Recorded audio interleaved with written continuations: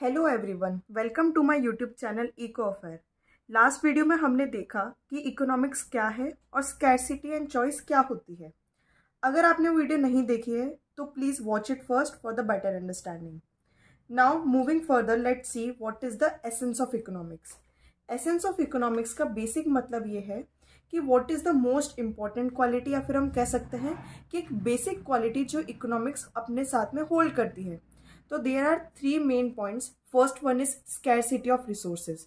जो हमने last video में देखा था, स्कैरसिटी ऑफ रिसोर्सेज अराइज होती है with relation to unlimited human wants. Human wants never ending है, पर हमारे पास में जो रिसोर्सेज होते हैं वो बहुत ज़्यादा स्कैर्स होते हैं, like petroleum, milk products etcetera. Next, scarcity of resources की वजह से हमारे पास प्रॉब्लम ऑफ चॉइस अराइज होती है, या फिर हम कह सकते हैं कि हमें एलोकेशन ऑफ रिसोर्सेज करना पड़ता है। फॉर एग्जाम्पल, अगर हम लैंड देखते हैं तो इसके दो यूज हो सकते हैं। फर्स्ट, या तो हम उसके ऊपर राइस कल्टीवेशन करें, या तो सेकंड हम उसके ऊपर एक बिल्डिंग बनाएं। तो ये हमें हमारी चॉइस के अकॉर्डिंग देखना पड़ेगा। यहाँ पर आती है प्रॉब्लम ऑफ चॉइस कि हमें ये एलोकेट करना पड़ेगा, हमें ये चॉइस बनानी पड़ेगी कि हमारी नीड सबसे ज़्यादा किसके लिए है। या तो हमें राइस उगाने हैं, या फिर हमें बिल्डिंग बनानी है। Third is problem arising out of scarcity and choice.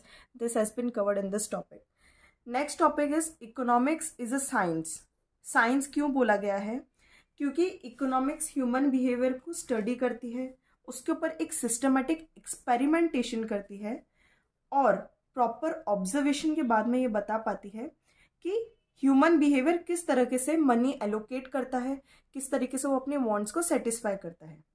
तो economics is a science confronted with क्या कि problem of allocation of scarce resources to their alternative uses. वो क्या बताता है कि हमारे पास एलोकेशन ऑफ स्कार्स रिसोर्सेज तो हैं, पर हम उसको कैसे प्रॉब्लम सॉल्व करके उसको ऑल्टरनेटिव यूज में डाल सकते हैं, ताकि हमारी प्रॉब्लम ऑफ चॉइस क्लियर हो पाए। सेकेंड आता है how to achieve the objective of maximisation of satisfaction for consumers, जो कि कल की डेफिनेशन में हमने देखा था। 3 पॉइंट्स आते हैं। फर्स्ट वन कि कंज्यूमर का सेटिस्फैक्शन मैक्सिमाइज होना चाहिए। सेकेंड वन इज कि प्रोड्यूसर का सेटिस्फैक्शन भी मैक्सिमाइज होना चाहिए, क्योंकि मार्केट में दोनों इक्वल रोल प्ले करते हैं, कंज्यूमर एंड प्रोड्यूसर। अगर आप एक भी एलिमेंट को हटा देंगे तो या तो डिमांड रुक जाएगी, नहीं तो फिर सप्लाई रुक जाएगी।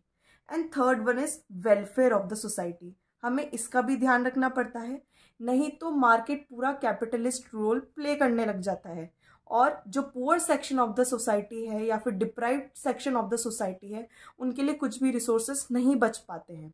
तो हमें 3 बातों का ध्यान रखना है: consumers, producer and social welfare for the society. अब हमें ये देखना है कि ब्रांचेस ऑफ इकोनॉमिक्स क्या क्या रहती हैं।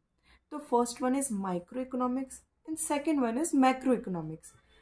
It is very clear from the word itself that micro means small and macro means something very large. तो माइक्रो इकोनॉमिक्स में हम वो सारी इकोनॉमिक प्रॉब्लम्स, या फिर हम कह सकते हैं हमारी प्रॉब्लम ऑफ चॉइस को एनालाइज करते हैं, स्टडी करते हैं, जो कि एक लेवल ऑफ इंडिविजुअल के बेसिस पर रहता है। अब यहाँ लेवल ऑफ इंडिविजुअल मतलब प्रोड्यूसर हो गया, कोई इंडस्ट्री हो गई, या फिर कोई इंडिविजुअल मार्केट हो गया। यहाँ पर हम पूरी इकोनॉमी के बारे में बात नहीं करेंगे, क्योंकि हम स्मॉल लेवल पर देख रहे हैं। और अगर वही हम मैक्रो लेवल पर देखते हैं तो हम at the level of nation या फिर at the level of economy as a whole बात करते हैं। क्यों? क्योंकि हमने यहाँ पे मैक्रो वर्ड यूज करा है, जिसका मतलब होता है वेरी लार्ज। तो यहाँ पे पूरी गुड्स एंड सर्विसेज हमारे कितने प्रोड्यूस हो रहे इन द इकोनॉमी, तो इकोनॉमी हमारी पूरा नेशन आ गया, तो वो हम मैक्रो इकोनॉमिक्स के अंडर में पढ़ेंगे। और माइक्रो इकोनॉमिक्स के अंडर में हम डिमांड, सप्लाई, या फिर हमें कितना प्राइस सेट करना है, वो लेवल ऑफ इंडिविजुअल के बेसिस पर देखते हैं। अब हम देखते हैं कि इसका ओरिजिन कहाँ से हुआ है।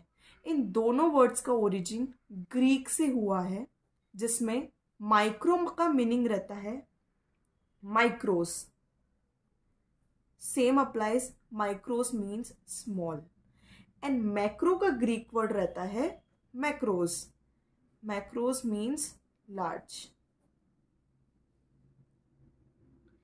Now comes the point, what is the theory. तो हमने माइक्रो इकोनॉमिक्स में देखा कि हम सारी उन चीज़ों को लेते हैं जो आउटपुट डिटरमिन करती है, यानी कि डिमांड एंड सप्लाई हो गई, इंडिविजुअल लेवल के ऊपर या फिर हम इंडस्ट्री लेवल के ऊपर देखेंगे। तो बेसिकली जो माइक्रो इकोनॉमिक्स है ये हमारे प्राइसेस कहीं ना कहीं सेट कर रही है। क्यों? क्योंकि हम केवल डिमांड और सप्लाई देख रहे हैं।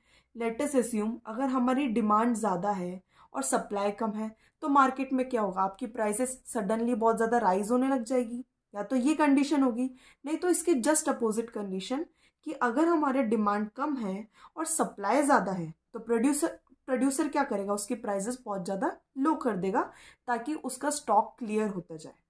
तो इसलिए यहाँ पर सारी चीज़ें प्राइसेस के इर्द गिर्द घूमती हैं। इसको हम बोलते हैं थ्योरी ऑफ प्राइस। और वहीं मैक्रो इकोनॉमिक्स के अंदर हम पूरे इकोनॉमी एज अ होल बात करते हैं। तो हम यहाँ पे प्राइस लेवल तो जनरल लेते हैं, लेकिन हम डिटरमाइन क्या करते हैं यहाँ पे, एग्रीगेट आउटपुट। एग्रीगेट आउटपुट हमने क्यों बोला, क्योंकि हम इकोनॉमी के लेवल पर बात कर रहे हैं और यहाँ पे number of industries, number of producer and number of consumer multiple levels पर होते हैं। तो हमें उनका एग्रीगेट आउटपुट निकालना पड़ता है ताकि नेशनल इनकम या फिर जीडीपी कैलकुलेशन के लिए हमें ईज रहे। तो यहाँ पर हम बात करते हैं इनकम एंड एम्प्लॉयमेंट की। क्यों? क्योंकि एक लार्ज टर्म आ गई हमारी, जहाँ हमारी स्मॉल टर्म थी वहाँ हमारे बस डिमांड एंड सप्लाई के ऊपर हम काम करते थे और उसके बेसिस पे हम डिटरमाइन करते थे कि हमारी प्रोडक्ट की प्राइस क्या रहेगी। लेकिन यहाँ पर प्राइस को हम कांस्टेंट रखेंगे, जो भी माइक्रो वेरिएबल्स है उनको कांस्टेंट रखते हुए अब हम देखेंगे कि at the level of nation या फिर at the level of country as a whole हम हमारा एग्रीगेट आउटपुट क्या रखने वाले हैं, उसके बेसिस पे लोगों की इनकम क्या होगी एंड ऑल। नेक्स्ट इसके बाद आता है कि यहाँ पे सिग्निफिकेंट रोल कौन प्ले करता है। तो यहाँ पे सबसे ज़्यादा सिग्निफिकेंट रोल प्ले करते हैं मार्केट फोर्सेस। मार्केट फोर्सेस क्यों? क्योंकि अभी जैसे हमने ऊपर वाले पॉइंट पे देखा, यहाँ सबसे ज़्यादा इंपॉर्टेंट रहता है एक डिमांड और एक सप्लाई। तो डिमांड और सप्लाई मार्केट के हाथ में है, हमारे हाथ में नहीं है। अगर मार्केट में डिमांड ज़्यादा आई तो प्राइसेस इंक्रीज होंगे और नहीं आई, सप्लाई ज़्यादा रही तो हमारे प्राइसेस डिक्रीज होंगे। इसलिए यहाँ पे सिग्निफिकेंट रोल हमारे मार्केट फोर्सेस का रहता है। और यहाँ सिग्निफिकेंट रोल मतलब कि जो मेन रोल प्ले करती है वो होती है government of the nation. Like हमारे इंडिया में हमारी गवर्नमेंट रोल प्ले करेगी, तो हर कंट्री में अलग अलग गवर्नमेंट रोल प्ले करती है नेशनल लेवल के ऊपर। क्यों? क्योंकि यहाँ पे हमने जैसे पहले देखा हमें सोशल वेलफेयर का भी ध्यान रखना पड़ता है। लाइक जैसे प्रॉब्लम की अगर हम बात करें तो सबसे पहले इकोनॉमी लेवल के ऊपर प्रॉब्लम सबसे मेन है अनएम्प्लॉयमेंट। सेकेंड आ जाती है हमारी इन्फ्लेशन की कंडीशन और फिर आ जाती है पोवर्टी। तो ये जो तीन इश्यूज हैं इसको कोई भी कॉरपोरेट वाला, इंडस्ट्री वाला, प्राइवेट सेक्टर वाला कभी भी एड्रेस नहीं करना चाहेगा, बिकॉज वो हमेशा अपना प्रॉफिट चाहते हैं। तो eight the level of nation या फिर at the macro economic level हम चाहते हैं कि सबका सोशल वेलफेयर रहे, प्रोड्यूसर का भी प्रोडक्शन अच्छा रहे, कंज्यूमर को बेटर प्राइसेस पे प्रोडक्ट दिए जाए और पोवर्टी रेट हमारी डाउन होती जाए। तो फिर यहाँ पे government of the nation significant role play करती है। Now we have to see what is positive economics or statements and what is normative economics and statements. तो पॉजिटिव इकोनॉमिक्स में हम उन सारे इकोनॉमिक इश्यूज या फिर इकोनॉमिक प्रॉब्लम्स और बिहेवियर को स्टडी करते हैं जो कि हम पास्ट, प्रेजेंट एंड फ्यूचर तीनों से रिलेट कर पाए, स्टडी कर पाए एंड कंपेयर कर पाए। अगर हम ये कह रहे हैं कि हम सारे डेटा को रीड कर सकते हैं, एनालाइज कर सकते हैं on the basis of past, present and future, तो इट इज ऑब्वियस कि हमारे पास इनका एक ऑथेंटिक डेटा अवेलेबल होगा, कहीं ना कहीं ये रिकॉर्डेड होगा, भले ये गवर्नमेंट वेबसाइट्स के पास हो, एनजीओस के पास हो या फिर सोशल वेलफेयर ग्रुप के पास हो।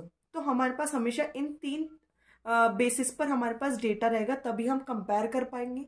जैसे अगर हमको बजट कंपेयर करना है तो अभी का बजट क्या है, पर अगर मेरे को देखना है कि फर्स्ट 5 ईयर प्लान का बजट क्या था और आने वाले 5 ईयर प्लान का बजट क्या होगा, तो मैं उस बेसिस पे डिसाइड करूंगी।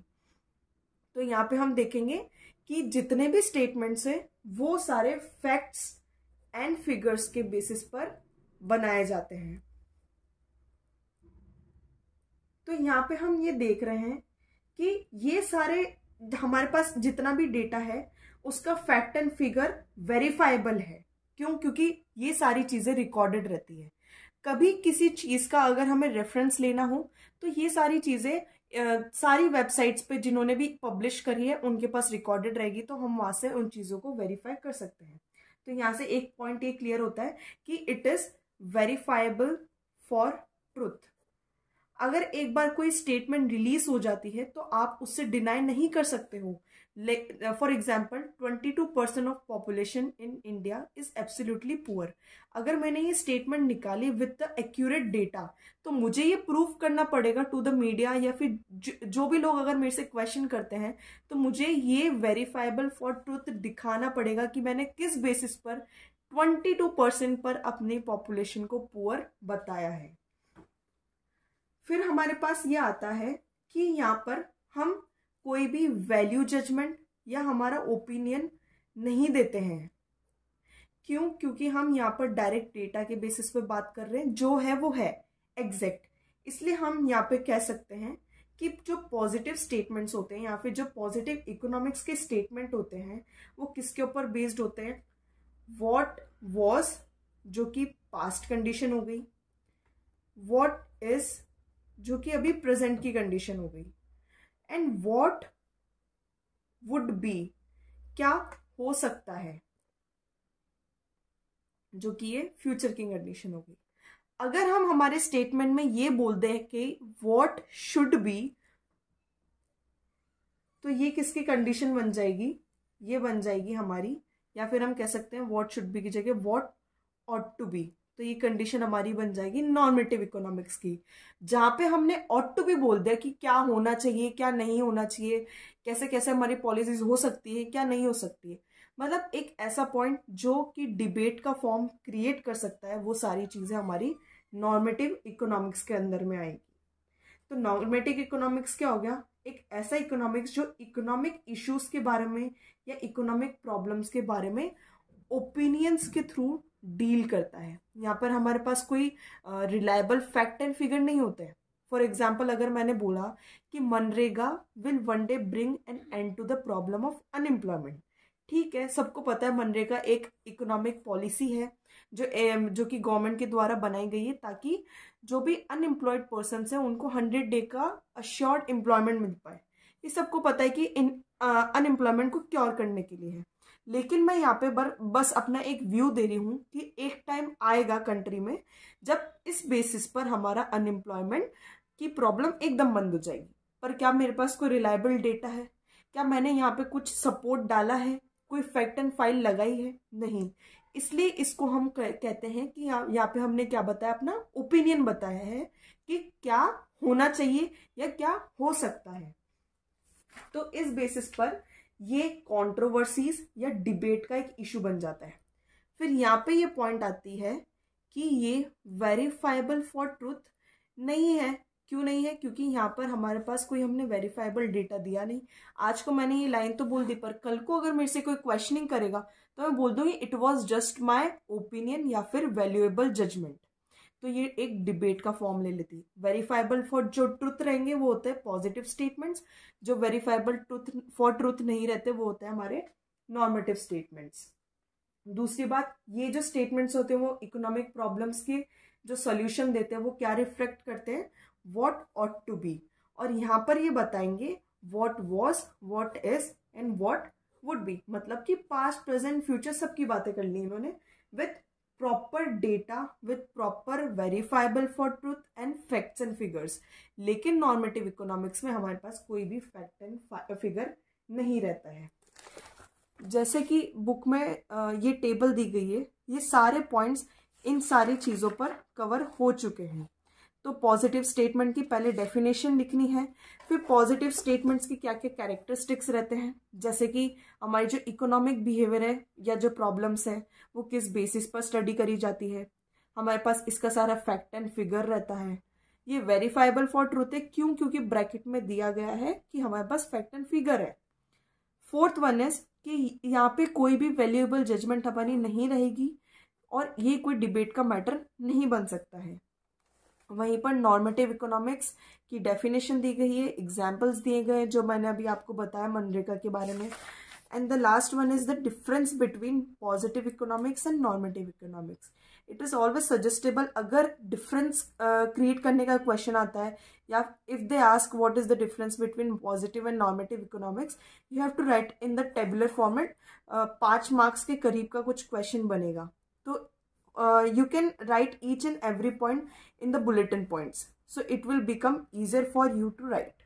हमने अभी तक ये कवर कर लिया कि इकोनॉमिक्स क्या होता है, लेकिन अब हमें ये जानना है कि इकोनॉमी वर्ड का मतलब क्या होता है। तो किसी भी नेशन में या फिर किसी भी कॉन्टिनेंट में जितने भी पीपल हैं वो कहीं ना कहीं किसी ना किसी इकोनॉमिक एक्टिविटी को कैरी आउट करते हैं। दैट इज़ वेरी इंपॉर्टेंट, क्योंकि इकोनॉमिक एक्टिविटीज़ के थ्रू ही उनकी अर्निंग हो पाती है। They can earn their living. तो अगर मान लो कोई टीचर है, नो डाउट वो उसका प्रोफेशन है, पर कहीं ना कहीं वो कमाने के लिए पढ़ा रहे हैं, या फिर हम डॉक्टर की बात कर रहे हैं, वो सर्विस दे रहे हैं नो डाउट, पर जो उनकी सैलरी आती है वो उससे उनका अर्निंग निकल रहा है। तो कहीं ना कहीं इकोनॉमिक ऐसा सिस्टम है जहाँ पे अलग अलग नेचर के अलग अलग लेवल के इकोनॉमिक एक्टिविटीज पीपल के द्वारा किए जाते हैं ताकि अपनी वो अर्निंग चला सके या फिर वो अपनी लिविंग सही तरीके से कर सके। तो ये होती है हमारी इकोनॉमी। अब इसी के बेसिस पर हम डिवाइड करते हैं इकोनॉमी को 3 टाइप्स में। फर्स्ट वन होती है हमारी सेंट्रली प्लान्ड, सेकेंड होती है फ्री इकोनॉमी एंड थर्ड होती है मिक्स्ड इकोनॉमी। सेंट्रली प्लान्ड को हम कंट्रोल्ड इकोनॉमी भी बोलते हैं। क्यों? क्योंकि मोस्टली आप ये मान लो कि 90 to 95% ये कंट्रोल की जाती है by the government of the country. मतलब कि जितने भी आपकी एक्टिविटीज हो गई इकोनॉमिक एक्टिविटी, जिसमें आप इन्वेस्टमेंट ले लो, प्रोडक्शन ले लो, कंजप्शन ले लो या फिर एक्सचेंज ले लो, इस सब का जो डिसीजन पावर है वो किसके हाथ में रहेगा? गवर्नमेंट के हाथ में रहेगा। इसके एग्जाम्पल हम ले सकते हैं जैसे कि चाइना हो गया, क्यूबा हो गया, सोवियत यूनियन की कंट्रीज हो गई, ये सारी सेंट्रली प्लान्ड इकोनॉमी रहती है। वहीं अगर हम फ्री इकोनॉमी की बात करें तो फ्री इकोनॉमी में कोई भी गवर्नमेंट इंटरवेंशन नहीं रहता है। इसके लिए इकोनॉमिक टर्म लेजिस्फेयर रहता है, लेकिन अभी के लिए आप ये समझ लें कि यहाँ पे कोई भी गवर्नमेंट इंटरवेंशन नहीं रहेगा। गवर्नमेंट नहीं रहेगा तो मतलब कि जितने भी इकोनॉमिक एक्टिविटीज है वो किसके कंट्रोल में रहेगी? मार्केट फोर्सेस के कंट्रोल में रहेगी। तो इसलिए हम ये भी बोल सकते हैं कि free economy is market economy. और वहीं पे मिक्स्ड इकोनॉमी की अगर हम बात करें तो वो क्या हो जाएगी? इन दोनों का मिक्सचर, तो वो बन जाएगा हमारा मिक्स्ड इकोनॉमी, जिसके अंदर की गवर्नमेंट भी डिसीजन लेती है, तो हमारा मार्केट फोर्स भी कहीं ना कहीं वहां रोल प्ले करता है। फिर हमारा नेक्स्ट पॉइंट आता है कि यहाँ पे इकोनॉमिक डिसीजन पावर किसके हाथ में है? गवर्नमेंट के हाथ में है। फ्री इकोनॉमी में डिसीजन पावर किसके हाथ में रहेगा? मार्केट फोर्सेस के हाथ में रहेगा।